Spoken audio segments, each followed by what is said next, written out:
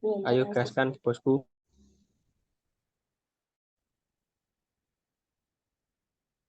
Oke, Assalamualaikum warahmatullahi wabarakatuh. Waalaikumsalam warahmatullahi wabarakatuh. Waalaikumsalam warahmatullahi wabarakatuh. Pertama-tama kita ucapkan terima kasih banyak kepada para narasumber yang sudah bersedia untuk bergabung dan menyempatkan waktunya pada podcast kali ini. Sebelum masuk ke topik pembahasan, gimana kalau kita menyapa para narasumber yang ada di sini? Gimana kabarnya para narasumber semuanya? Alhamdulillah. Alhamdulillah baik. Alhamdulillah baik. Alhamdulillah juga kondisinya dalam kondisi sehat walafiat.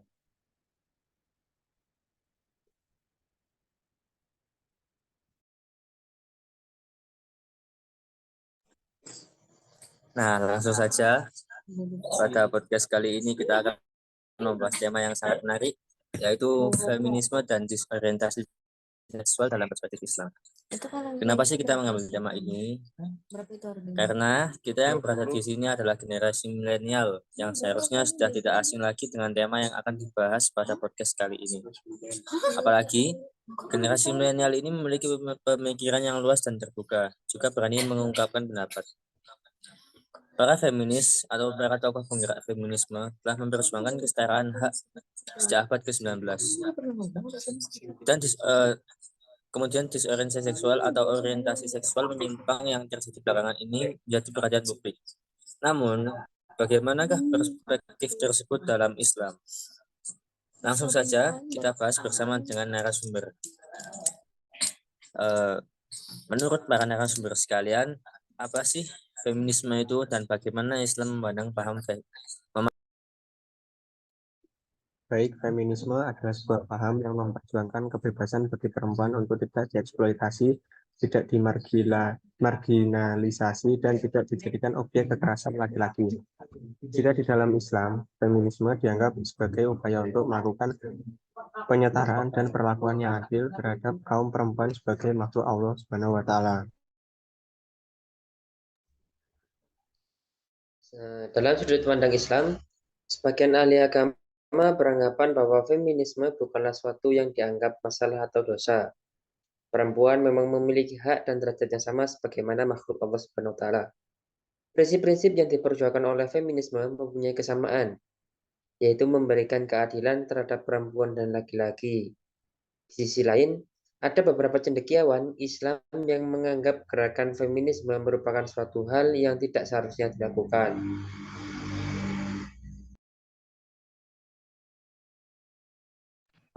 Baik, dalam ajaran Islam kita sangat mudah menemukan bagaimana relasi laki-laki dan perempuan yang terkonstruksi secara ideal. Yang kedua, prinsip laki-laki dan perempuan sama-sama diciptakan sebagai khalifah. Yang ketiga, laki-laki dan perempuan sama-sama mengemban amanah dan menerima perjanjian primordial dengan Tuhan. Yang berikutnya, kesetaraan gender dalam Al-Quran dapat dilihat dari fakta bahwa antara Adam dan Hawa adalah aktor yang sama-sama aktif terlibat dalam drama kosmis. Dan yang kelima, sejalan dengan prinsip kesejahteraan, maka laki-laki maupun perempuan sama-sama berhak meraih prestasi dalam kehidupannya. Oke, terima kasih para narasumber telah menjawab pertanyaan pertama. Lanjut, kita menuju ke pertanyaan yang kedua, yaitu feminisme ada agar tidak dijadikan objek kekerasan laki-laki atau agar tidak dipandang rendah oleh laki-laki. Jadi, apakah feminisme sama dengan membenci laki-laki? Bagaimana menurut para narasumber sekalian? Feminisme bergerak untuk mengedukasi masyarakat tentang konsep kesetaraan, ruang privat, dan publik. Orang-orang sering berpikir jika kamu feminis dan melawan budaya patriarki, maka kamu melawan laki-laki. Itu semua keliru. Patriarki itu tidak terletak pada gendernya. Dia bisa muncul dari laki-laki dan juga perempuan. Melawan patriarki itu artinya melawan ketimpangan atas pandangan-pandangan yang membuat perempuan dan laki-laki tidak setara. Jelas, Feminisme tidak membenci laki-laki. Feminisme hadir untuk memperbaiki berbagai macam bentuk ketimpangan. Baik, jawaban yang cukup memuaskan. Kemudian kita lanjut ke pertanyaan yang selanjutnya, yaitu apakah feminisme dan Islam setara keselarasannya? Bagaimana tanggapan kalian tentang seorang muslimah yang mengikuti feminisme? Musdah Mulia adalah aktivis hak perempuan Indonesia dan profesor agama menyatakan pada jurnal perempuan bahwa feminisme mempunyai stigma negatif di kalangan muslim.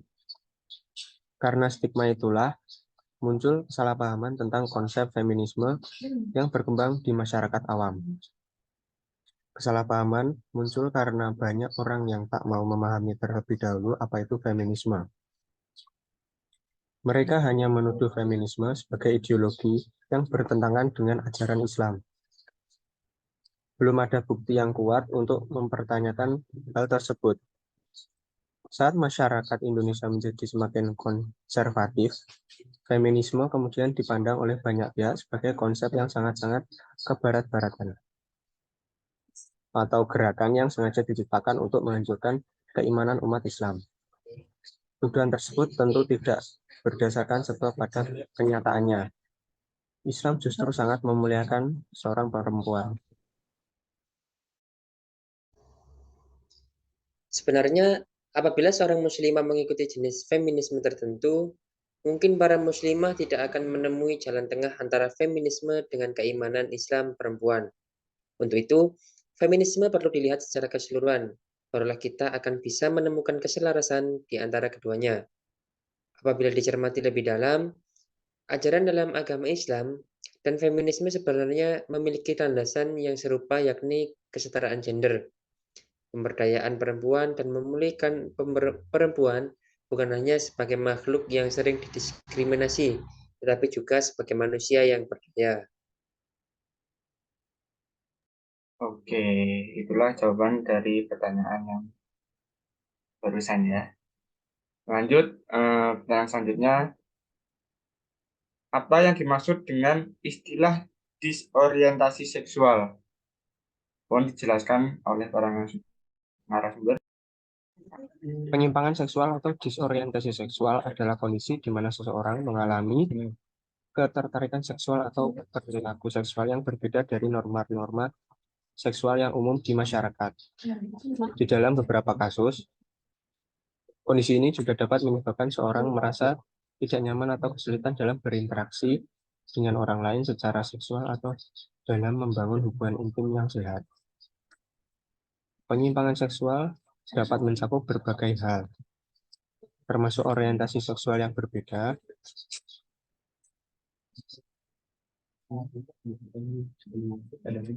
dari mayoritas seperti homoseksualitas, biseksualitas, atau panseksualitas, serta perilaku seksual yang bertentangan dengan norma-norma sosial dan agama, seperti sadomasochisme atau pedofilia.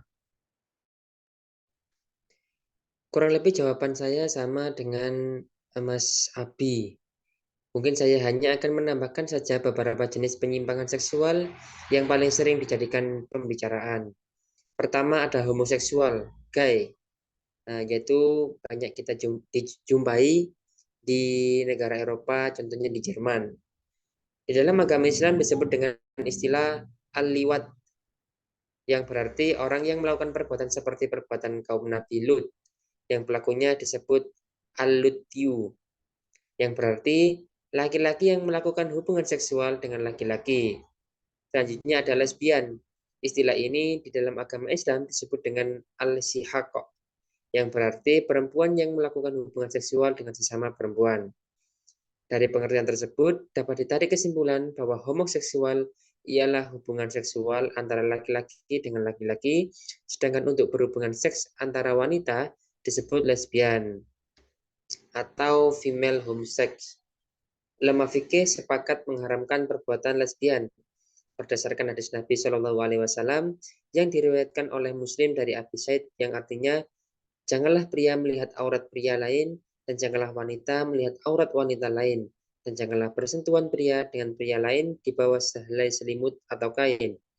Dan janganlah pula wanita bersentuhan dengan wanita lain di bawah sehelai selimut atau kain. Dari hadis tersebut dapat disimpulkan bahwa perbuatan homo dan lesbi haram hukumnya, baik itu berbentuk pasangan menikah maupun tidak. Baik, kita lanjut ke pertanyaan berikutnya. Apa penyebab dari seseorang itu mengidap LGBT?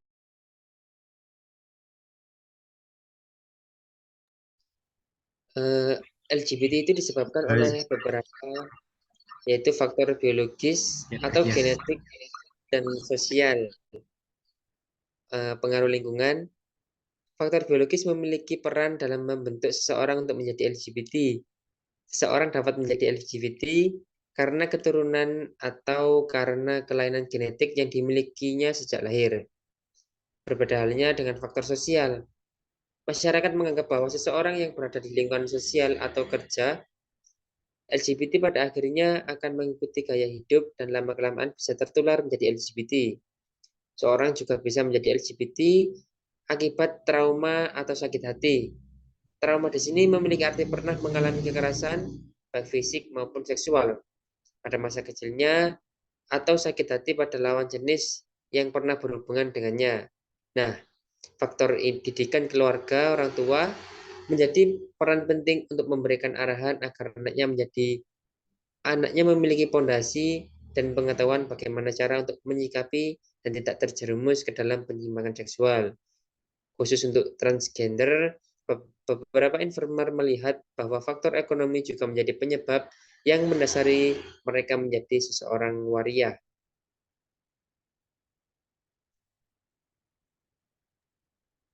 Baik, langsung saja menuju pertanyaan yang selanjutnya. Bagaimana pandangan masyarakat terhadap LGBT?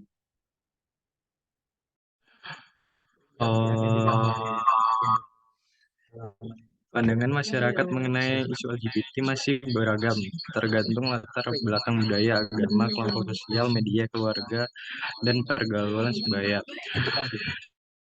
Tingkat penolakan dan penerimaan terhadap LGBT sangat tergantung pada faktor di atas. LGBT di Indonesia masih merupakan hal yang tabu, khususnya bagi kelompok yang pemikirannya didasari agama. Ada juga sebagian masyarakat yang bersikap netral, menerima keadaan LGBT.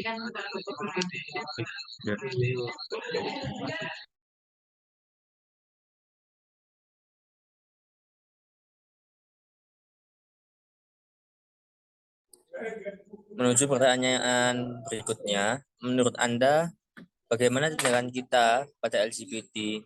Padahal hampir semua ulama sudah menyepakati bahwa perilaku LGBT adalah perilaku yang diharamkan. Karena LGBT sebagai model kehidupan tidak dibenarkan dalam Islam. Dan apa hanya? Jawab. Lesbian, gay, biseksual, dan transgender atau orang populer dengan istilah LGBT ada hubungan dalam sosial masyarakat dianggap menyimpang dari kodrat sebagai manusia normal.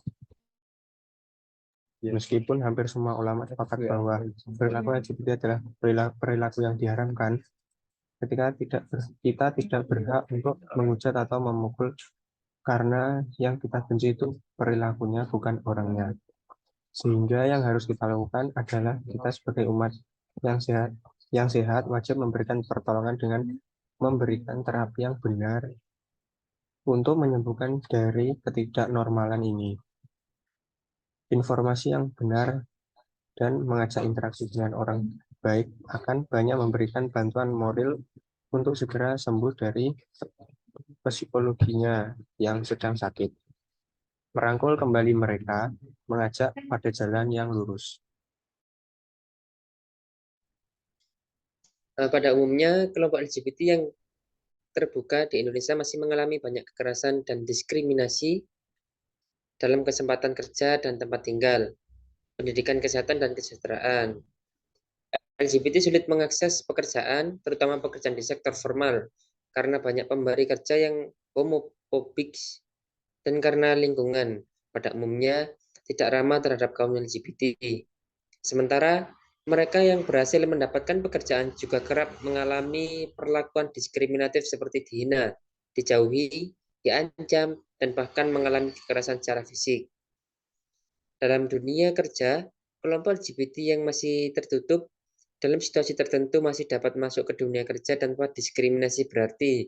Hal sebaliknya terjadi pada kelompok yang terbuka. Oleh karena itu, LGBT yang terbuka lebih banyak mengembangkan diri pada situasi pekerjaan yang tidak begitu terikat dengan norma-norma seperti menjadi wirausaha mandiri. Sedangkan kelompok transgender waria adalah kelompok yang paling banyak mendapatkan diskriminasi karena penampilannya yang berbeda. Kelompok ini banyak mengembangkan diri pada sektor-sektor informal seperti salon, industri kreatif, hiburan, dan beberapa di antaranya masuk dalam dunia prostitusi. Kelompok LGBT umumnya mengharapkan perlakuan yang lebih seimbang dan adil dari pemerintah. Mereka ingin orientasi seksual dan perilaku seksual tidak menjadi hambatan bagi mereka dalam bermasyarakat, berkarya, berprestasi, dan berkontribusi dalam pembangunan. Masyarakat sendiri masih memiliki stigma terkait dengan LGBT, khususnya akibat paparan media yang berlebihan dan tindak laku LGBT itu sendiri yang mendatangkan kekhawatiran, seperti kasus HIV/AIDS dan kasus kejahatan seksual pada anak. Ditambah lagi perlawanan dengan pemikiran yang dilandasi agama.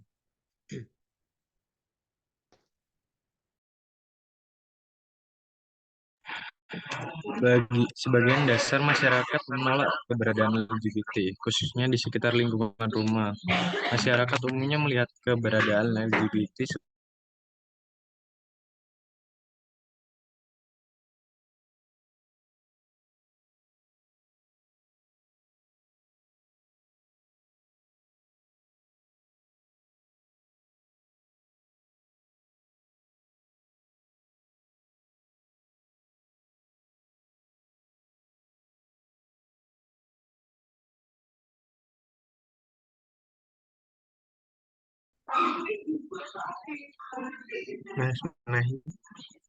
Terus ayo gak apa-apa.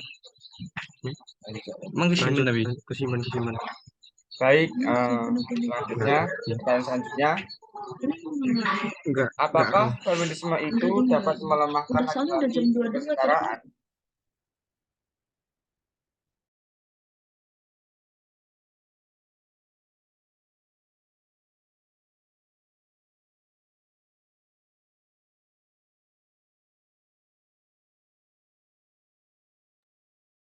Bagaimana para narasumber?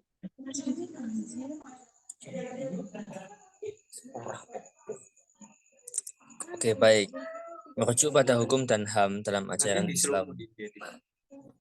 Apakah feminisme itu dapat melemahkan laki-laki untuk kesetaraan?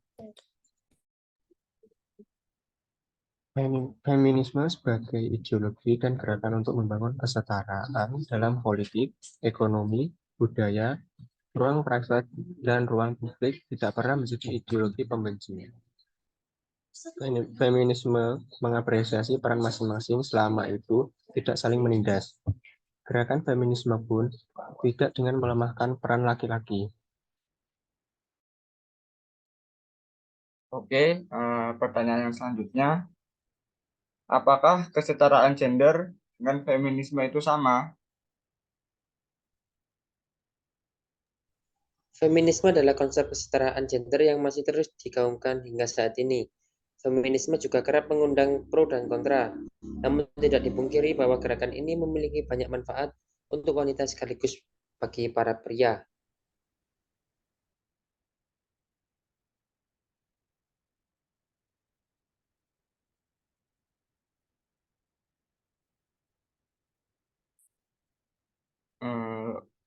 Pertanyaan selanjutnya, kehendak apa yang diutamakan dalam gerakan kaum perempuan tentang feminisme? Baik, hal yang harus diutamakan dalam feminisme adalah sifatnya yang non-kompetitif. Artinya, bukan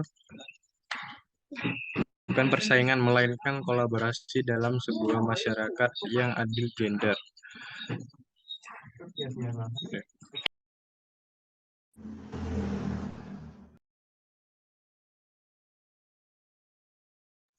Oke, untuk pertanyaan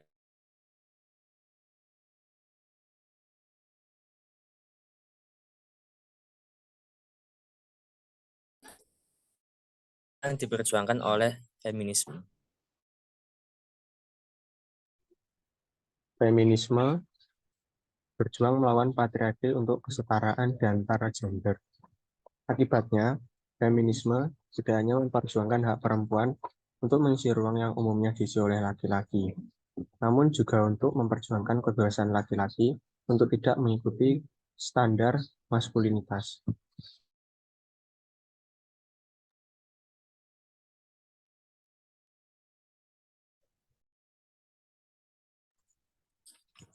Terima kasih untuk para narasumber yang sudah bersedia menyempatkan waktu dan menuangkan isi pikirannya pada podcast malam ini. Kami selaku host meminta maaf jika ada salah kata dan salah perbuatan. Jika didapati, kami mohon maaf sebesar-besarnya. Sekali lagi terima kasih kami ucapkan. Untuk menutup podcast pada malam hari ini, marilah kita berdoa terlebih dahulu menurut agama dan keyakinan masing-masing. Berdoa dipersilahkan.